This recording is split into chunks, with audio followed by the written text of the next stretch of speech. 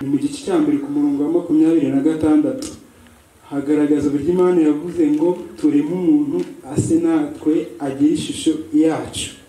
Ese leta y'u Rwanda ifite zihe ngamba zo kugira ngo nibura tuve mu kwiga ibintu theoretically bijye practically, niba practically wenda turiga gutya ariko nturanabona n'umubiri wenda nurajya no ku rwibutso rwa jenoside ntuzi nuko hameze. Ingaruka zose effect tuba turi guhangana nazo amahanga yabigizemo uruhare. Nk'imiryango rero ishinzwe kurebera uburenganzira bwa muntu, ngira ngo maze niba hari icyo igibitekerezaho ku bijyanye na compensation baha abagizweho n'ingaruka na jenoside. Murakoze. Ese ni buryo ki leta y'u Rwanda ikoresha kugira ngo irwanye ingengabitekerezo igenda igaragara hanze y'igihugu? Murakoze.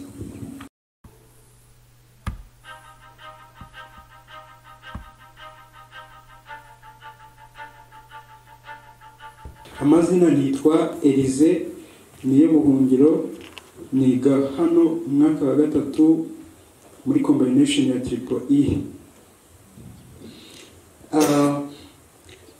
Rero ngiye gutanga inyunganizi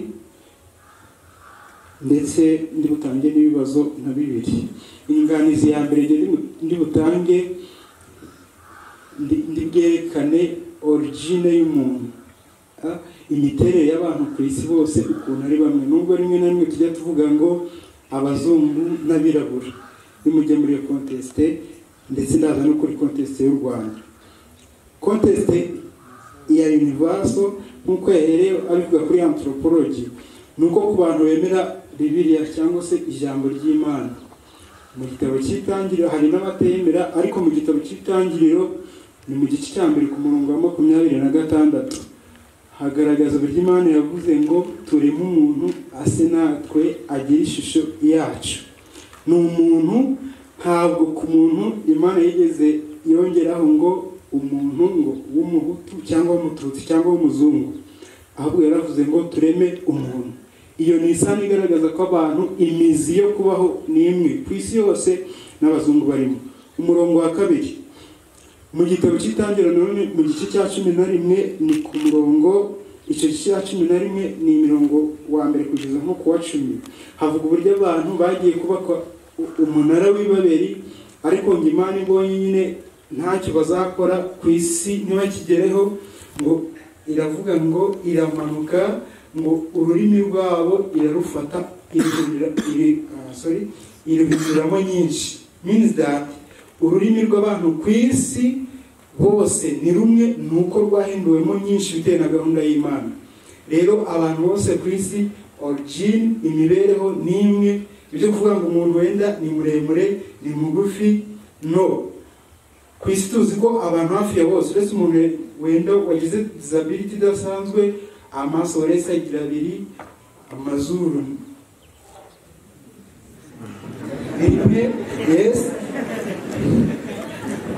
ndakeka mwabyumvise. Rero ni ikigaragaza ko abantu bose ku isi twese turasa, ujye no muri izi groupe sange A, B, C, D na O, ziriya zose ku isi, ari abazungu ari abirabura, twese turazihuje. Aho ndasoje. Noneho tugiye no muri science, hari abavuga ngo umuntu yakomotse ku nguge, batangira kuri Australopithecus, bagakurikizaho Homo habilis, Homo erectus, Homo sapiens na Homo sapiens sapiens. Ntabwo bagaragaza ngo Homo habilis yahindutse umwirabura, ngo Homo erectus ahinduka umuzungu, ahubwo twese nuko no muri iyo science twese imizi n'imwe, nta vangura ryakagombye kubaho. Noneho njya no ku mizi y'itorero gakondo ry'Abanyarwanda, nuko Abanyarwanda bageraga idini ryizihiza ibintu bitandukanye. Twemerere yego bihutishe, yego ngiye kugira igitekerezo ufite n'ikibazo kugira ngo twihutishe ufite n'abandi. Yego noneho reka ngere ku gitege ko bisa n'ibibazo nagize kuri convention ya 72 United Nations yizihiza itegeko ryo guhana icyaha cya genocide. Hari ibintu byinshi byagiye bibaho ku isi bigaragara nka genocide, ariko bitewe wenda n'inyungu z'abazungu ntibabyemera. Icya mbere tuzi ubwicanyi bwa apartheid muri Afurika y'Epfo, abirabura bavangurwaga ku rwego ruhambaye, bakicwa ku mugaragaro, ndetse hari ubwicanyi bubabaje cyane bwabereye ahantu bita Soweto, ubwo abana bari bavuye kwiga bajya mu myigaragambyo, ariko ntibatinya kuraswa, ni abazungu babarashe. Ariko byagombye kuba genocide, ariko ku bw'inyungu zabo ntabwo byigeze byemerwa. Ikindi ni ivangura ndetse n'agahato kabaye kubirabura mu gihe cya slave trade. Biriya bintu ni ubwicanyi bukomeye bwakorwaga bagikurwa muri Afurika, bageze muri Atlantika, ndetse bagera no muri Amerika no muri Lisbonne, bakicirwayo muri Portugal. Ese ibyo byo ntibyaterwa n'uko abanyafurika badafite ijambo bigatuma izo genocide zitemerwa? United Nations muri iki gihe ishobora kuba ifite fail zigaragara ku rwego mpuzamahanga. Ese nk'u Rwanda n'ibindi bihugu bikora iki? Kambahereze evidence. Hari igisa n'intambara kibera mu gihugu cya Myanmar, ubwoko bw'abaturage bw'abarohingya Myanmar, kuva muri 2017 bahuye n'itotezwa rikomeye cyane kubera yuko ari abasilamu. Ubu bahungiye muri Bangladesh, ndetse igihugu cyabuze uburyo bwo kubarengera mu bijyanye no kubafasha ibyo kurya n'ibindi. Ese izo failure n'igihugu cy'u Rwanda cyahuye n'akaga ka genocide gitangiye ibitekerezo, ese United Nations koko niyo gufasha isi yose? Murakoze. Ya jenoside cyangwa se bagaragaza ingengabitekerezo ya jenoside cyane cyane bari mu bihugu byo hanze, nk'uko aho bitubwira Ububiligi, Germany, Amerika n'ahandi, bafatwe cyangwa se bahanirwa ibyo byaha bakora, yaba ari ibikorerwa kuri social media nk'amaradiyo, Twitter n'ahandi. Ikindi kibazo, kuva jenoside yakorewe Abatutsi yarangira muri 1994, leta y'u Rwanda ifite gahunda yo kwigisha urubyiruko cyane ku bijyanye n'amateka ndetse na gahunda ya Ndi Umunyarwanda. Ariko cyane cyane iyo ndebye nsanga iyi gahunda ya Ndi Umunyarwanda ndetse n'amateka ajyanye na jenoside yakorewe Abatutsi, twibanda cyane cyane ku banyeshuri cyangwa se ku rubyiruko ruri mu mashuri, cyane cyane kaminuza. Narinze mva segonderi ibiganiro nk'ibi ntabibonye, yaba pirimeri, yaba troncome, yaba élève. Ese ndibaza leta y'u Rwanda ishyiraho ingamba kugira ngo ibiganiro nk'ibi bigere ku banyeshuri bo muri pirimeri, bo muri segonderi, troncome ndetse na kaminuza. Ikindi ku bijyanye no kwiga amateka, hari gahunda cyane cyane mu nzego z'ubuyobozi bw'urubyiruko cyangwa se abanyeshuri muri kaminuza ikibaho yamenya amateka rubyiruko, bakajya kwiga amateka ku nzibutso za jenoside nko ku Gisozi, bakigishwa tukamenya amateka ku buryo butandukanye, twagiye no ku rwibutso. Ese leta y'u Rwanda ifite izihe ngamba zo kugira ngo nibura tuve mu kwiga ibintu theoretically bijye politically, niba practically wenda turiga gutya ariko nturanabona n'umubiri wenda nturajya no ku rwibutso rwa jenoside, ntuzi nuko hameze, ariko tubyumva gutyo, kandi hari urubyiruko ruri mu cyaro rubyumva rutanabisobanukiwe, twifuza cyangwa se bifuza kuba bajya ahantu hari amateka nyayo ndetse n'abantu bari specialization mu gusobanura ayo mateka bakarushaho gusobanukirwa. Murakoze cyane nawe. Murakoze cyane, arakoze Dr. watugejeho ikiganiro. Iki kiganiro n'ubundi twari twagejweho na Honorable Senateri Bideri John ku munsi nk'uyu nguyu, nabwo twagaruka ku nsanganyamatsiko nk'iyi ngiyi ngarukamwaka. Ikibazo nashaka kubaza, n'ubundi twabonye ko hari imyaka u Rwanda rwashize rwabanje guverinoma mbi yari yaranze gusinya amasezerano y'ihanwa ry'ibyaha by'ibyaha bya jenoside. Ahari nkeka ko ari uko bari bazi ko n'ubundi bari gupanga umugambi wa jenoside, kuko n'ubundi umwaka wemerejweho ayo masezerano wo guhana ipfobya n'ihakana rya jenoside, mbere yaho gatoya niwo mwaka wari urimo ucurwamo umugambi mubi wo gukora jenoside. Ntabwo rero bari kwemera iyo ngingo kuko yari kuzabatsinda mu gihe bari kuzaba bashyize umugambi wabo bashyize umugambi kuko 1951 nibwo ayo masezerano yemewe n'umuryango mpuzamahanga. Noneho 1975 u Rwanda ruza noneho kwiyemera nyuma y'uko hagiho guverinoma igiye hino. Ariko icyo nabazaga niba hariho amahanga cyangwa se za League of Nations ijya yemera compensation cyangwa se nk'ingurane, nubwo nta ngurane batanga ku bacu bapfuye mu gihe cya jenoside, ariko se nabura muri izo convention ziba, muri uko guhura kuba muri ibyo biganiro biba, bajya bemera failure zabo, uburyo batsinzwe kurinda no kurengera abaturage muri icyo gihe, hakaba hari icyo compensation bajya bagenera abarokotse jenoside muri icyo gihe, kuko ingaruka zose effect tuba turi guhangana nazo ano mahanga yabigizemo uruhare. Nk'imiryango rero ishinzwe kurebera uburenganzira bwa muntu, ngira ngo maze niba hari icyo ibitekerezaho ku bijyanye na compensation baha abagizweho n'ingaruka na jenoside. Murakoze.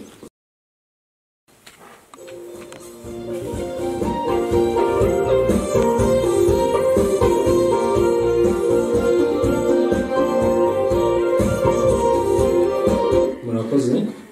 Amazina yitwa Habimana Eric, niga imibare na biology ndetse no kubyigisha. Mu kibazo nagize twabonye ikiganiro mwatuhaye, twabonye uburyo mwatugaragarije ingengabitekerezo igenda igaragara hanze y'igihugu cyangwa mu bihugu bidukikije. Ese ni buryo ki leta y'u Rwanda ikoresha kugira ngo irwanye ingengabitekerezo igenda igaragara hanze y'igihugu? Murakoze. English and education. Abantu mu muco wa Kinyarwanda bagira ibyo bapfa, bagira ibintu bapfa nk'uko abantu umuntu bisanzwe. Hari nk'umuntu ushobora kuza kumva speech yanjye akaza byonyine ashakamo ingengabitekerezo, yangambiriye cyangwa se ashakaho nk'ikintu wenda kibi, kandi koko ashobora no gukimbonaho. Nendaga kubaza nk'umuntu aramutse ashinja ingengabitekerezo bikaza kuba ngombwa ko ngaragara nk'umwere, we ntiyaba ari ingengabitekerezo afite? Murakoze. Zanjye rwose mwitwaza akantu ko kwandikamo, agakaramu, agapapuro cyangwa se agakaye. It's very important. Ubu tuzi ko abantu bashobora no kwigira hano kuri computer bagafata notes mu telefone, ariko umuntu aje ahangaha njya bibwira abanyeshuri, iyo ndebye ukuntu winjiye ushobora kukubwira rwose ngo wisubireyo. Uje ukoze mu ntoki, ukoze mu mifuka, nakubwira nti shaka ikintu uzane rwose bigaragare kuri ejo n'ishuri. Rero murabona ko ari ibintu by'ingenzi, kandi n'abandi batanga ibitekerezo n'ibibazo baje ibibazo byiza, namwe biragaragara ko ubutaha mutazatanga, kandi nta nubwo navuze ko ntacyo mwumvise. Reka ntangirire kuri intervention ya Elize rwose byagaragaye ko afite ubumenyi rusange, general knowledge muri domaine zitandukanye. Ahangaha mu by'ukuri njyewe am historian, ariko ahangaha henshi turimo turavuga ku mategeko. Elize yatubwiye kuri theology, ubu hari n'abandi bashobora no kutubwira no kuri biology n'ibindi, ariko mu by'ukuri ibi byose biba bifitanye isano, biragenda bihura. Ibyerekeranye na origine yavuze rwose birumvikana no mu rwego rwa theology, ariko hari akandi kantu ushaka kugira ngo nkureho comment. Hano twese turasa rwose it's fact. Nubwo nyine nkeka ko Imana yavuze ko dusa mu ishusho ryayo, ntabwo yavuze imitemuzi y'umubiri, ariko nkeka ko yavuze imitemuzi yo kugira ngo umuntu amenye ikibi n'icyiza, kandi ahamagarwa gukora icyiza. Aho rero niho herekeranye na morality navugaga, ni ingenzi cyane pe. Nta muntu utazi ko arimo gukora ikibi cyangwa se arimo gukora icyiza. Aho yavuze ku birebana no gusa, hari icyo nabonye ari ingenzi. Abantu twese amaso dufite abiri, uretse waba ufite ikibazo cya disability, kuko tuzi ko nabyo bibaho. Iyo rero ushatse ubona ko kanaka asa nawe, ariko burya no mu bantu babamo n'amacakubiri, kubera ko ari ibintu nkunda gusoma no kwibazaho. Haraje abanyarwanda batangira kuvuga ngo ntabwo bafite ngo amazuru ngo ntabwo areshya, abantu bakagira amacakubiri bahereye ku amazuru. Nanjye nyine ntabwo muri uwo mutego igihe nshobora no kuvuga ko rwose abirabura muri rusange nta mazuru tugira utuntu two kunyuza mu mwuka, ariko abazungu muzitegerezeho bagira izuru pe. Nanjye mu mbabare ntabwo muri uwo mutego, ubwo rero bakazana ibibazo byabo hagati yabo bakaza bakabiduturaho. Icyo gishatse kuvuga iki? Umuntu ashatse kuba babamo amacakubiri ntabwo ushobora kubura aho ahera. Umuntu ashobora kuza akavuga ati uzi ko hari abantu bakomoka hariya, uzitegereza amatwi yabo, wareba amatwi yabo koko ukabona koko ntabwo asa n'ayawe. Kubera iki? Kubera ko arimo arashyira muri ya ideology nababwiraga ya ngengabitekerezo, ukabibona utyo kandi mu by'ukuri nta naho bihuriye rwose. Buriya ahantu henshi ako kantu ko kumva umuntu yakwikunda, yakunda uwo yitwa ko ari hafi ye kurushaho, buriya wundi akamuhaga kandi ibintu bibaho cyane, muri ku isonga y'igihugu. Promotion ya mbere mukora niyo kugira ngo abantu babe bamwe rwose. Buriya ibihugu nk'Ubufaransa usanga ahitwa za Corse, ahitwa muri Bretagne, abaturage baho baciye mu jisho gato y'abayobozi bahita bigenga. Muri Bretagne bakoresha igifaransa bahugusha n'ikibreton. Nagiye nkazajya mbona hakoze instruction ebyiri, igifaransa n'urwo rurimi rwaho ngaho. Hari umuturage wavuga ngo ntawe nkeneye kugikara sinzi n'ahariho akigumira aho ngaho gusa. Nuvuga ngo igihugu gihora kiri maso kugira ngo bakomeze babungabunge unit of the nation, kuko uwashaka kugira ngo rebe ibyo bacamo ibice ntabwo yabura abahera. Ikindi wenda ngaruke ku Rwanda nanone kijya kinyobera, namwe mujye mumfasha kugira ngo tugitekerezeho, ni ukuntu wowe uyoboye igihugu wumva ko ushinzwe umutekano w'abaturage bose, hanyuma bamwe ukazajya ubabuza amahoro. Ntabwo byumvikana. Ubwo se ubu head of state wo kugira gute? Ni ikibazo gikomeye njye nibaza, wenda umuntu azabona umwanya akore reflections zimbitse. Ikindi cya gatatu, iyo uyobora igihugu, iyo uyobora n'urugo ndaza kubigeraho, resources ziri muri icyo gihugu zose abantu bagomba kuzigeraho uburenganzira. Ariko nigeze kuvuga ibyerekeranye n'uvuga ngo turashyira mu iringaniza, niyo waba ushoboye wowe uzajya kwiga imyanya yawe yuzuye 10% ryuzuye, 1% ryuzuye, 40% ryuzuye, cyangwa se ku byerekeranye n'iby'akarere. Iby'akarere nabyo buriya byabaye operational turabizi. Cyangwa tuzi ko hari abarimu bagiye batwigisha muri segonderi, akaza kabazi ukabona babitaga abameke, ukabona ntiyishimye nyine ubuzima bwe bwose. Se byagenze nyuma ukaza kumenya ngo njyewe nagombaga kwigisha muri kaminuza, ariko nasanze imyanya yagenewe abanyabyumba yaruzuye. Urabyumva?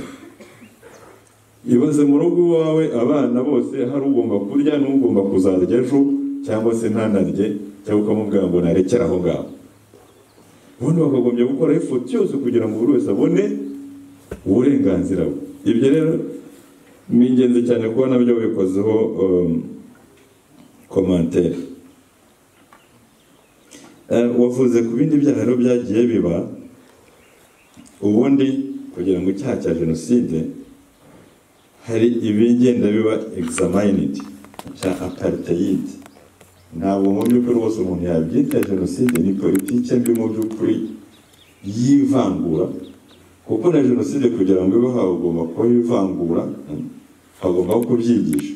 Ariko iyo urebye yabaga ari politike yivangura, ntabwo bavuga ngo hari umugambi noneho kugira ngo ba bandi bose nashyize mu kato igihe runaka nzabamare mpereye kuwa mbere kugera kuwa nyuma, uretse wenda we Imana yihagazeho. Hariya rero muri politiki ya apartheid byari ukubaheza ku byiza by'igihugu no kubatera ubwoba no kumva ko bagomba kugenda bakica niyo baba ari abana, ariko mu by'ukuri ntabwo bavuga ko umugambi wo kumara abantu bose uko wari uri ntabwo bavuga ko wari uri. Hari n'izindi za elements zigenda zigarukamo, kuba bimaze igihe runaka, kuba bihoraho, ibyo ngibyo byo ntabwo bavuga ko rwose byakuze, ariko ni crime against humanity. By the way, icyo navuga ni uko ibirebana na genocide ni crime against humanity ku byerekeranye no guhana. Law framework ibihano byose irasa pe, bivuga ngo hari law qualification y'icyaha, ariko kugira ngo bace intege abo ngabo bose ibihano byose kimwe pe. Amategeko mpuzamahanga guheza kugira ngo byose bihanwa kimwe, icyo ngicyo cyo ni ngombwa kugira ngo umuntu akimenye. Kubera abantu na Rohyan mu by'ukuri kigaragara koko ni uko harimo n'uwo mugambi wo kubamara.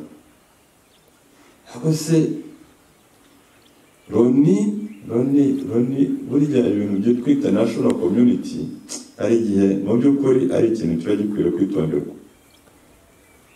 Ibintu bya rusange hari igihe bigenda bikaba ikibazo, kandi none bikagenda bigendera ku nyungu za bamwe baba bafite ububasha muri uriya muryango, ugasanga icyo badashatse ntabwo kibaye. Abanyarwanda buriya turabimenyereye. Historically speaking, imyitwarire ya ONU muri 1994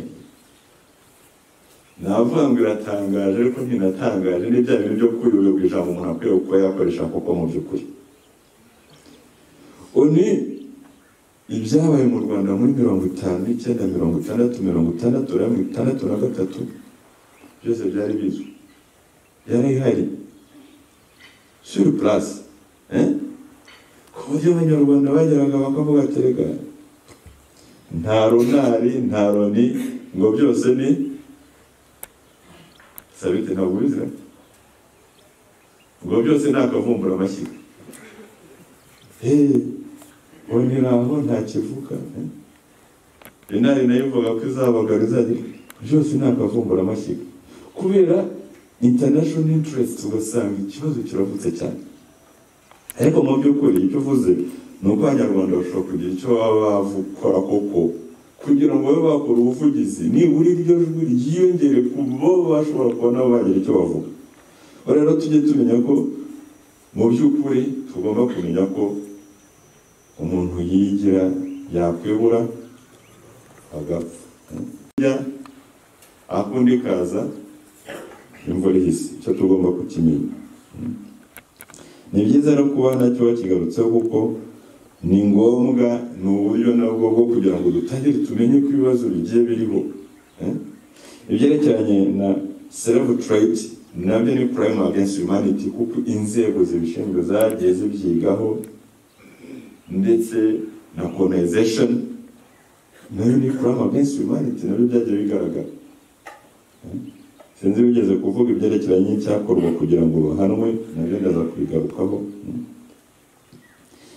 Etienne yabajije ingamba ku bapfobya hanze. Ingamba ku bapfobya hanze, u Rwanda rugerageza kugira icyo rukora rusaba ibyo bihugu byo hanze ko bashyiraho amategeko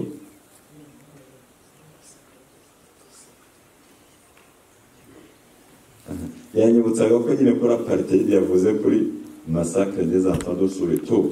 Nibyo navuga ko mu by'ukuri byabaga ari iterabwoba, ni ukwerekana ko n'uwagira icyo nakwita verite, uwaba ashatse guhagarara uwo ari we wese mu by'ukuri n'umwana batamutinya. Ariko iyo ubikompayirinze na genocide, ntawe ruvuga ngo ubwo hari ababaga bari bakuze bafunze n'iki, ariko ntabwo ruvuga ngo kuva ku mwana kugera ku mukuru. Hari rero naho hagera ngo berekane ko mu by'ukuri n'uwahaguruka ari we wese nubwo yashatse kuvuga ngo arakora imyigaragambyo batamurebera izuba. Ku birebana n'ingamba rero u Rwanda rukora hanze ni uko rukoresha uko rushoboye rukoresheje diplomasi kugira ngo ibyo bihugu byo hanze bishyireho amategeko ahana gupfobya jenoside yakorewe abatutsi. Kugeza ubu ngubu mu Bubiligi hariho itegeko rihana jenoside yakorewe abayahudi. Mu myaka nk'umwe cyangwa ibiri ishize itegeko none ruhana abapfobya cyangwa bahakana jenoside yakorewe abatutsi, iryo tegeko naryo ririho. Mu Bufaransa naryo ryagiyeho bisabwe n'umunyarwanda w'umunyamategeko ubayo Gisagara Richard biturutse kuri filime yanyuze kuri televiziyo y'Abafaransa yipfobya jenoside yakorewe abatutsi, abiheraho akoresha uko ashoboye ku buryo igihugu ubwacyo cyashyizeho itegeko ko ntawuzongera gupfobya jenoside yakorewe abatutsi no mu Bufaransa. Ubwo rero no mu bindi bihugu nabyo bigenda bibaho kugira ngo hagende hagira igikorwa, noneho hakaba n'ubwo buvugizi bugenda bubaho no kwigisha no kubona natwe tugomba ibice byose by'abanyarwanda amateka na ndi umunyarwanda. Birumvikana hari ibyo ntibibasha gusubiza with the authority n'ibyo wenda na principle ashobora kuza kunyungano n'abandi kuko wenda benze, ariko urwego rwanjye, ariko mu by'ukuri hariho inzego nyinshi nzi ko nko muri Minisiteri y'Umuco n'Urubyiruko hari ingamba cyane zo kwigisha amateka kugira ngo byunganire nanone ibyigishwa mu mashuri ku buryo buri fomo. Iyo gahunda nayo iriho, ariko birumvikana ko ni uguhozaho kandi ko abantu bose bagomba gusenyera umugozi umwe. Wavuze ku byerekeranye mu by'ukuri usanga abantu bakwiriye no kuba bajya gusura naho hose. Mwese muzaze kwigira nyine muri HG, abo muri history geography nyine tubajyana gusura inzibutso, tukabajyana gusura za museum. Mwebwe murangize bachelor degree murimo, hanyuma mukomeze muze naho tubigishe tugende, ariko namwe mugire namwe your own initiatives. Hano mufite association yo nyine muzajye mufata umwanya namwe muvuge muti njyewe urimo kuyobora muri uwo mwaka nzageza ari uko tugize abantu bajya gusura museum, zigiye gusura inzibutso. Ibyo nabyo bibe muri za initiatives.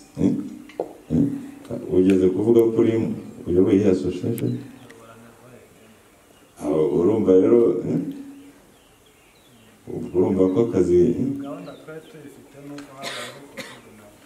yes. Rwose igihe cyose mwaba mwe ngombwa ko nabunganira, nabaherekeza, nabashakira contacts to the B5.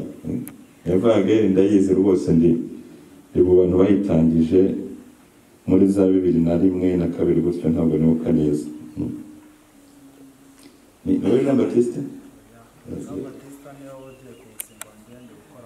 Jean Baptiste Jano. Okay. Yeah.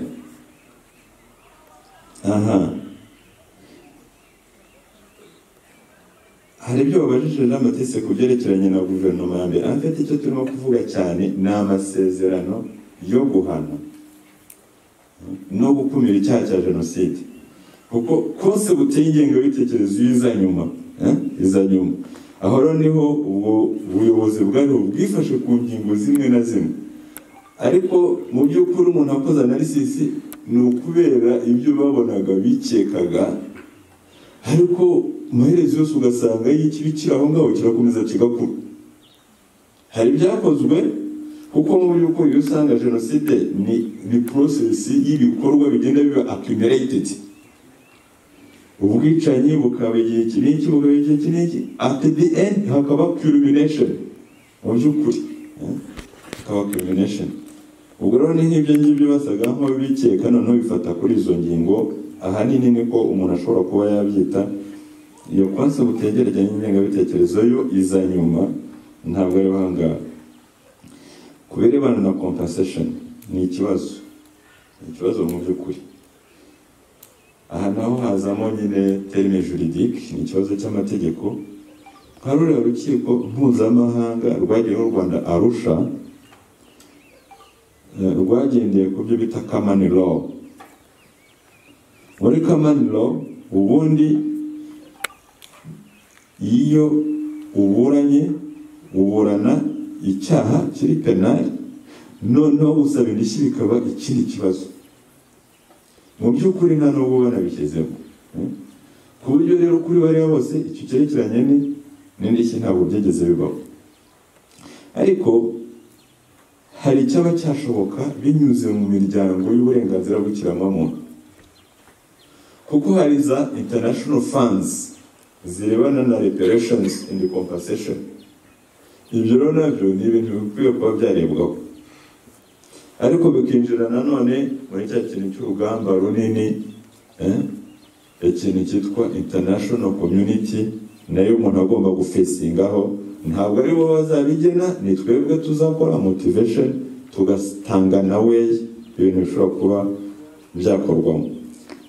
Icyo rero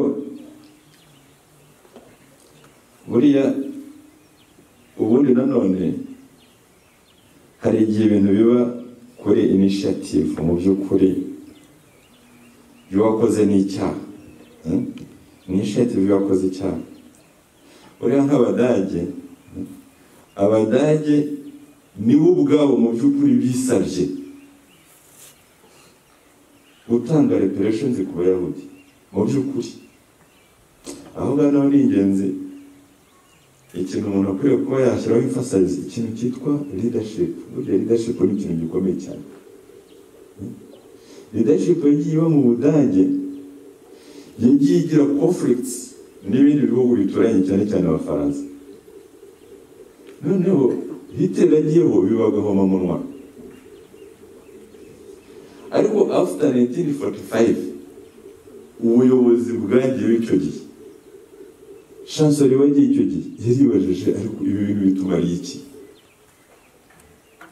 Arapfukama yiyumvisha ko ibyaha byose Ubudage bwakoze abyemeye, nta n'urubanza rubaye, abantu ku giti cyabo bazahanwe, ariko ibyo muzansaba byose by'ibihano byose ndabyemeye. Iyo rero ni leadership byafashe umurongo. Nubwo tuzi ko mu Budage hakirimo Abadage badakunda Abayahudi, nubwo tuzi ko hari abaxenophobe banga abanyamahanga, barangwa n'ingengabitekerezo, ariko nk'ubuyobozi bw'Ubudage bwo burabirwanya. Ababikora as individuals, iyo bamenyekanye barahanwa ku buryo bw'intangarugero.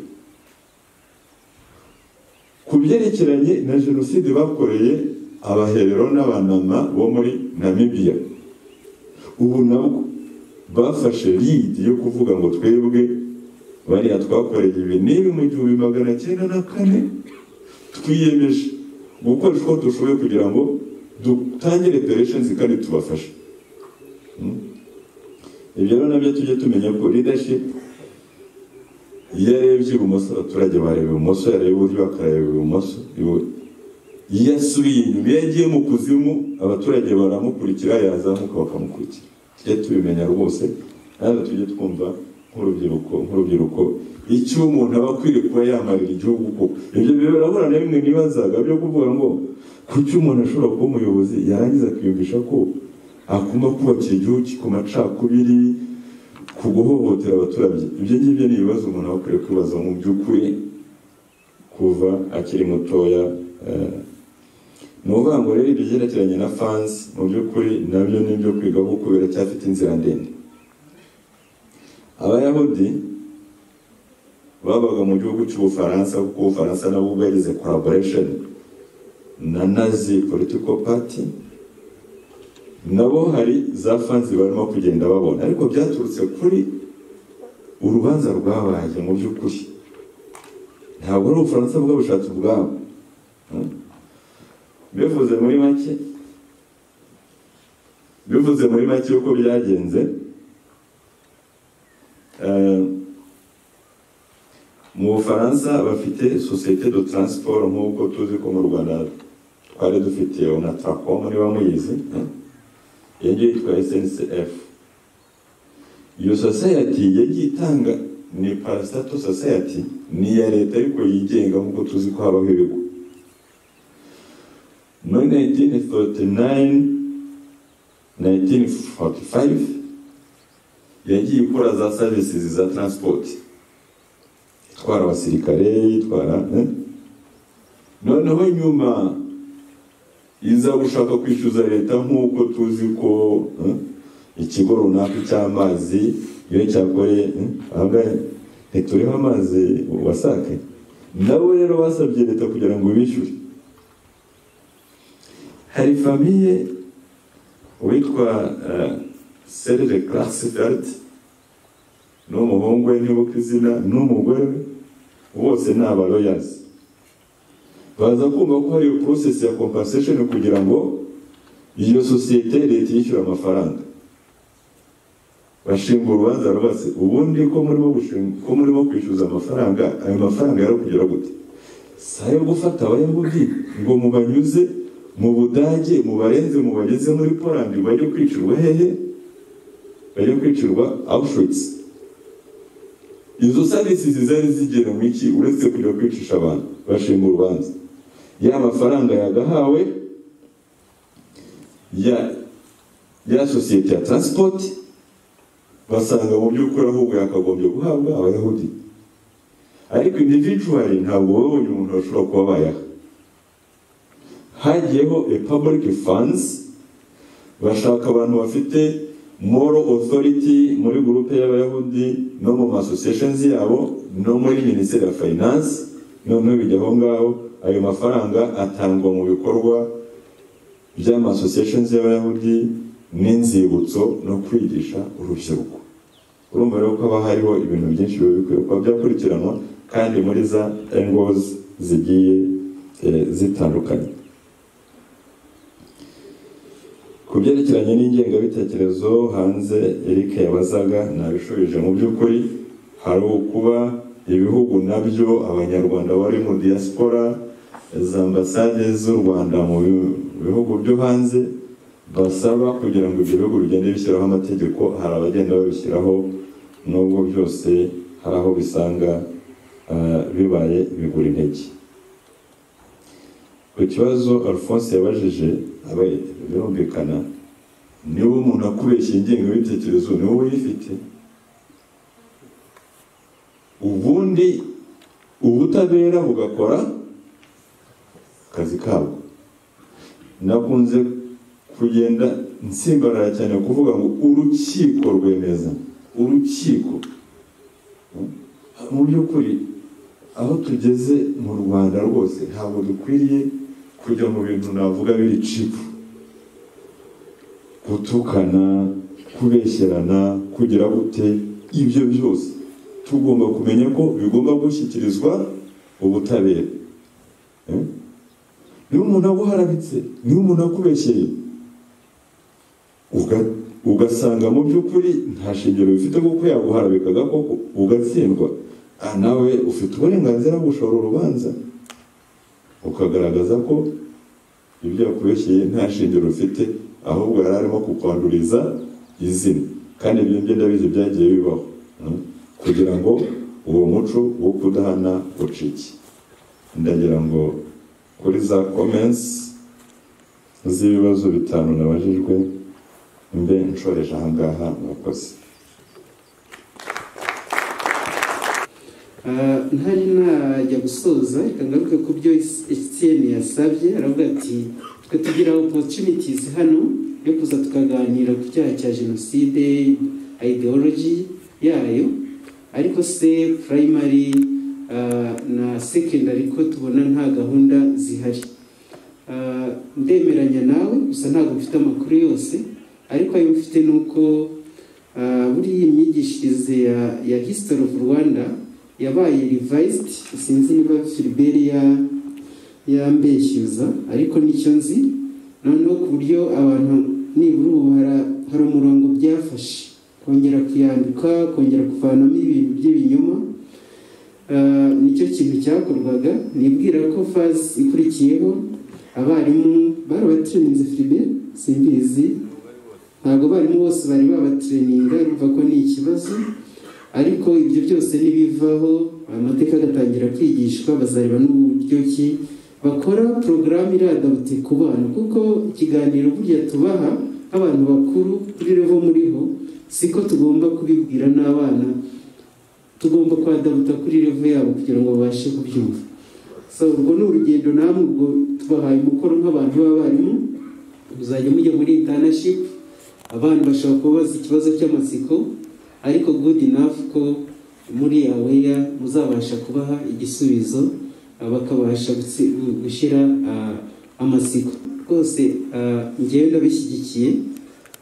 Ikigo kizabafasha mu bigendanye na administrative process, cyangwa se mushaka imodoka mwiyoruganije nka group, mwatubwira imodoka ihari, nta kuntu tutabasapotinga, kuko tuba tuzi ko ni ibintu birabagirira akamaro nk'abarimu, ariko namwe ubwanyu.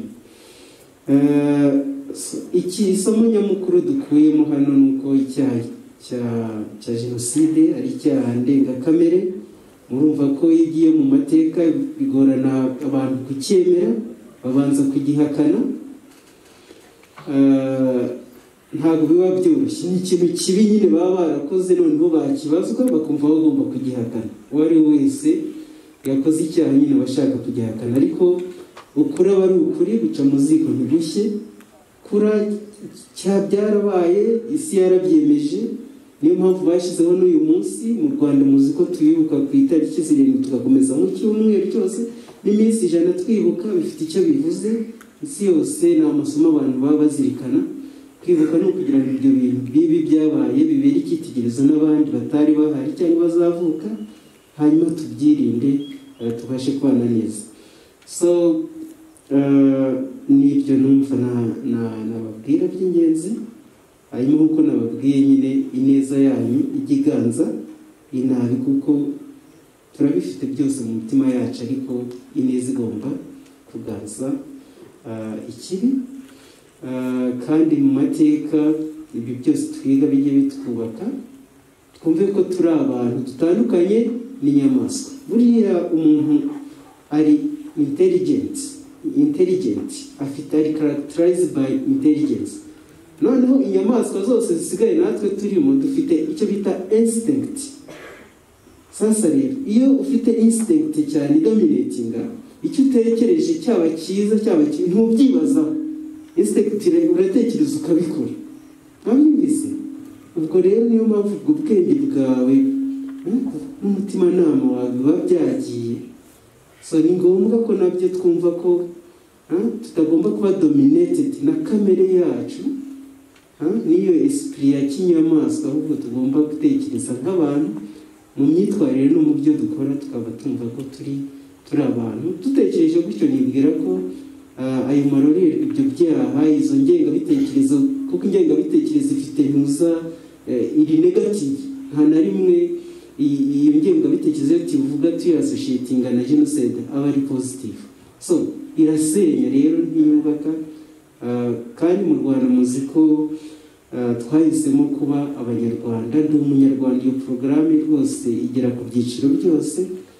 Twumve ko wamugani kureba indeshyo, imiterere y'umubiri, turatandukanye. Ntabwo dushobora ubuse ibi byatsi byose ushobora kubona, hashobora kuba hari n'icyatsi gisa n'umuhondo cyangwa se n'iki.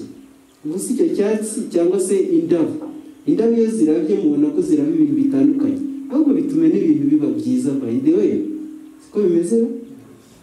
Tukabonamo diversity, tukayibonamo nka resource dushobora kubenefitinga kurusha ikintu gishobora kudutandukanya kikatujyana ahantu habi. Mwabyumvise? Iyo umuntu yoroye nk'amatungo, aba ashaka kugira ngo nujya gushaka imfizi urebe yayindi ifite characteristics itandukanye n'iyo ufite, for instance, kugira ngo byongereye iki, byongereye umusaruro, kibemo ikintu gishobora guhangana wenda n'indwara, mbega benefiting. twagombye kubona diversity muri ubwo buryo kurusha kuvuga ngo kubera ko tutameze kimwe ntabwo tugomba guhurira wowe ndakwifuriza kutabaho. Ibyo bintu ntabwo ari spirit nziza yagombye kuturanga. Njyewe I do believe in what I'm saying and I aim that I be characterized by humanity. Iyo tuvuze humanity tugomba kumva ko turi abantu batandukanye n'inyamaswa, ntitukatekereza ibintu bibi ngo tujye kurogereta n'izo ngaruka. Abo bantu bigo babirwanya nuko baba barogereta ibyo bakoze ariko bakagira ntuzi icyo bita defense mechanism, ashaka kwihagarara ariko ukuri niko nababwiye aba ari ukuri. So reka rero nsoreza aha, mbifurize umugoroba mwiza, abitegura ibizami bizere ko murimo gutsinda, ntabwo tuzashaka special exam, n'abandi murimo kwiga in accelerated mode mukora za CAT, we wish you success. Umugoroba mwiza.